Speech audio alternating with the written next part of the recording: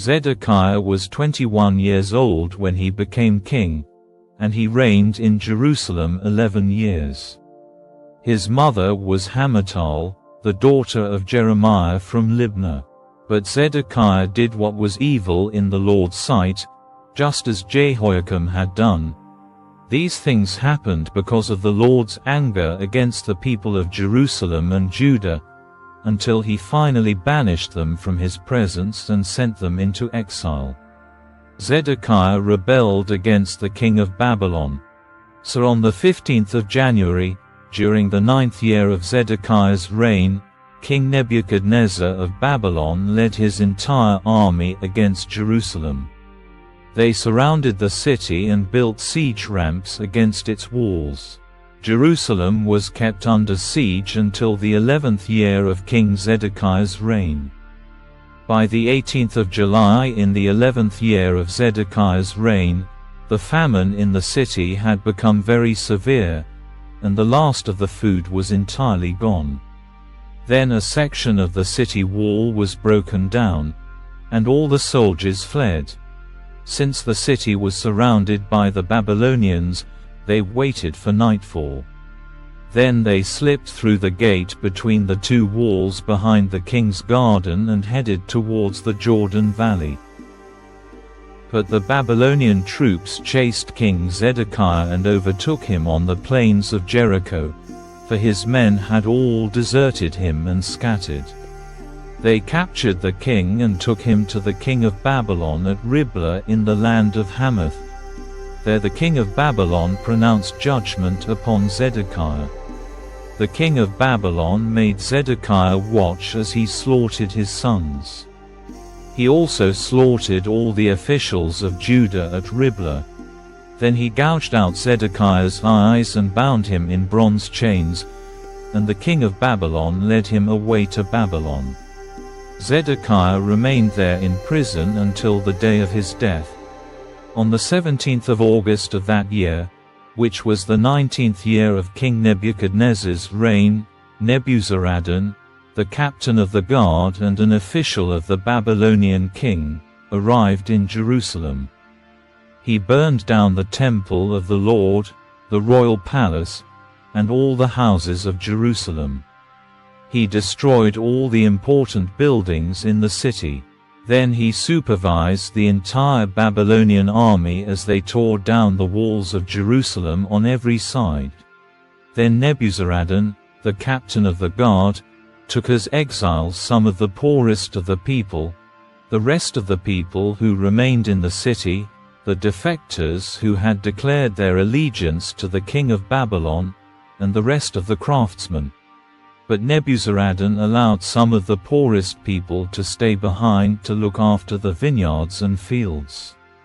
The Babylonians broke up the bronze pillars in front of the Lord's temple, the bronze water carts, and the great bronze basin called the sea, and they carried all the bronze away to Babylon.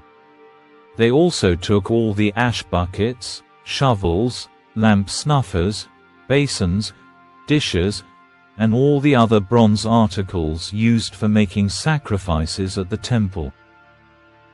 The captain of the guard also took the small bowls, incense burners, basins, pots, lampstands, ladles, bowls used for liquid offerings, and all the other articles made of pure gold or silver. The weight of the bronze from the 2 pillars, the sea with the 12 bronze oxen beneath it, and the water carts was too great to be measured. These things had been made for the Lord's temple in the days of King Solomon. Each of the pillars was 9 meters tall and 6 meters in circumference. They were hollow, with walls 8 centimeters thick. The bronze capital on top of each pillar was 2.5 meters high and was decorated with a network of bronze pomegranates all the way around. There were 96 pomegranates on the sides, and a total of 100 pomegranates on the network around the top.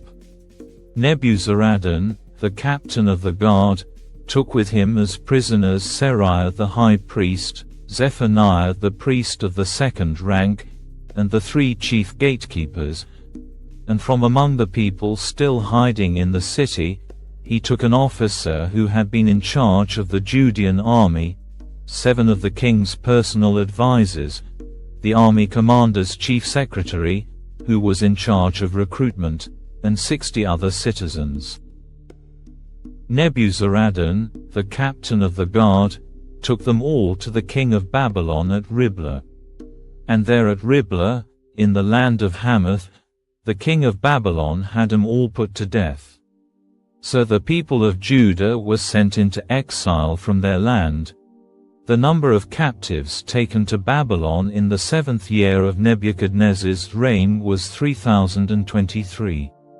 Then in Nebuchadnezzar's 18th year he took 832 more. In Nebuchadnezzar's 23rd year he sent Nebuzaradan, the captain of the guard, who took 745 more, a total of 4,600 captives in all.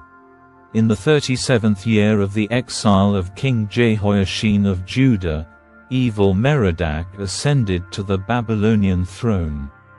He was kind to Jehoiachin and released him from prison on the 31st of March of that year. He spoke kindly to Jehoiachin and gave him a higher place than all the other exiled kings in Babylon.